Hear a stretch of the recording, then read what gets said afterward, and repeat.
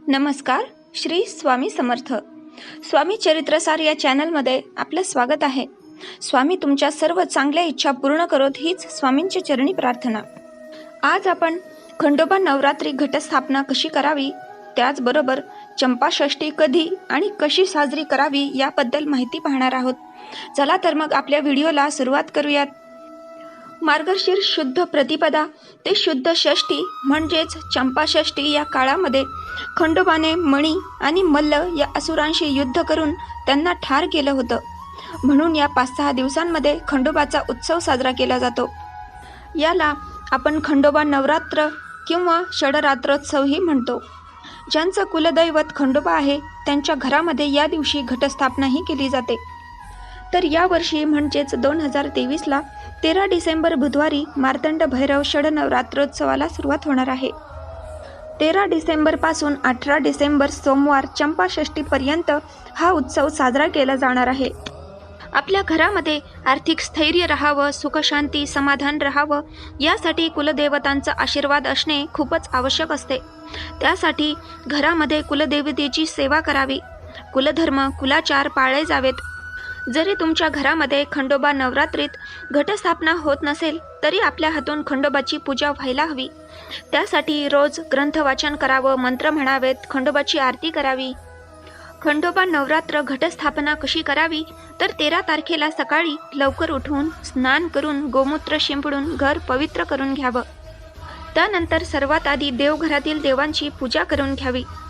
जिथे घट बसणार आहे ती जागा स्वच्छ पाण्याने पुसून घ्यावी.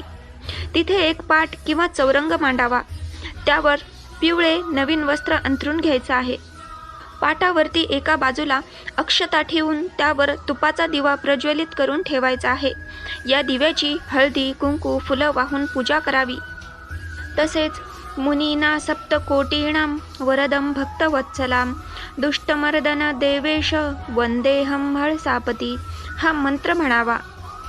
पाटावरतीच उजव्या बाजूला तांदळाची रास काढून त्यावर कलश स्थापन करून घ्यावा.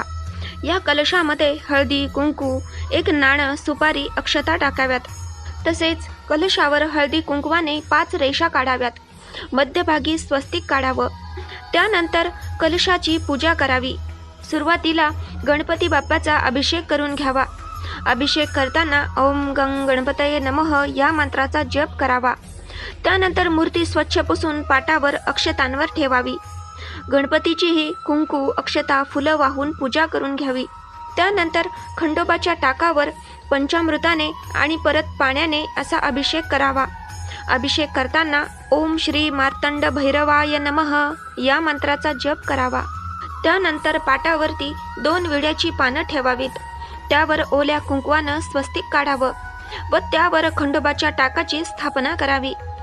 खंडोबाच्या या टाकाची हळदी कुंकू फुलं अक्षता वाहून पूजा करावी. खंडोबाला अतिशय प्रिय असणारा भंडारा व्हावा. दिवा अगरबत्तीही ओवाळून घ्यावी. त्याचबरोबर खंडोबासमोर एक विडा म्हणजेच 2 विड्याची पानं घ्यावी. त्यावर सुपारी, खोबरं, हळकुंड, बदाम आणि एक नाणं ठेवावं. त्याचप्रमाणे पाटावर डाव्या बाजूला घंटी ठेवावी. तुमच्याकडे जर शंख असेल तर तो उजव्या बाजूला ठेवावा. त्यानंतर एक अखंड दिवा प्रज्वलित करून घ्यायचा आहे. हा दिवा चंपाषष्ठीपर्यंत अखंड तेवत ठेवायचा आहे. हा दिवा विझणार नाही याची काळजी घ्यावी आणि विझलाच तर पुन्हा प्रज्वलित करावा.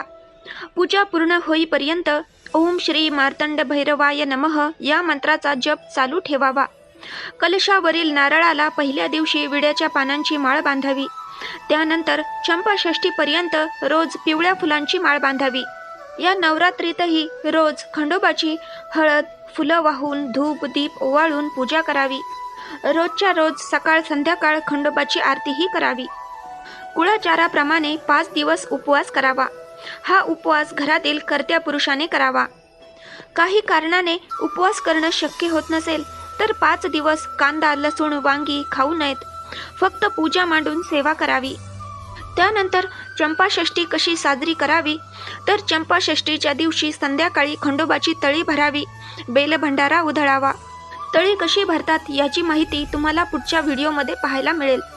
तर तळी भरून झाली की मार्तंड भैरव म्हणजेच खंडोबाला बाजरीची भाकरी, वांग्याचं भरीत आणि कांद्याची पात असा नैवेद्य अर्पण करायचा आहे.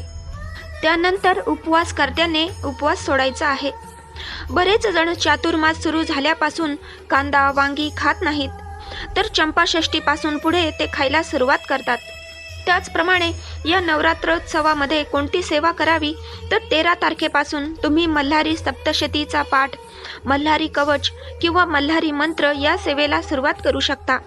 यातील कुठलीही सेवा सुरू करण्याआधी संकल्प करावा की मी माझ्या कुटुंबाच्या सुख शांतीसाठी ही सेवा करत आहे. तुम्ही माझ्याकडून ही सेवा पूर्ण करून घ्या आणि मला आशीर्वाद द्या. ही सेवा महिला पुरुष दोघेही करू शकतात. तर तुम्हाला कुठल्याही कामामध्ये अडथळा येत असेल, घरामध्ये सतत वादविवाद होत असतील, कोणतीच गोष्ट मनासारखी घडत नसेल, कुठल्याच बाबतीत यश मिळत नसेल, तर तुम्हाला मल्हारी सप्तशतीचा पाठ करणं आवश्यक आहे. वर्षातून एकदा तरी तुम्हाला कुलदेवीची आणि कुलदैवताची सेवा करायची असते. आपण कितीही देवतांची पूजा केली, सेवा केली, परंतु कुळाचार, कुलदेवीची सेवा, कुलदैवताची सेवा केलीच नाही तर त्याचा काहीच उपयोग होत नाही. आपल्या आयुष्यामध्ये सतत येणाऱ्या ज्या काही अडचणी असतील त्यामध्ये जर कुळाचाच दोष असेल तर आपले कुलदैवतच ते दोष नाहीसे करू शकतात. त्यासाठी आपल्या कुलदैवतांच्या सेवेला विसरू नका. तर अशा प्रकारे ज्यांचे कुलदैवत खंडोबा किंवा ज्योतिबा असतील त्यांनी 13 डिसेंबर ते 18 डिसेंबर षडनवरात्रोत्सव साजरा करावा आणि या काही सेवा कराव्यात. तुम्हाला जर माहिती आवडली असेल तर लाईक करा, शेअर करा, सबस्क्राईब करा, जेणेकरून माझे पुढचे सर्व व्हिडिओ तुमच्यापर्यंत सर्वात आधी पोहोचतील. चला तर मग भेटूया पुढच्या व्हिडिओमध्ये. तोपर्यंत श्री स्वामी समर्थ. जय जय स्वामी समर्थ.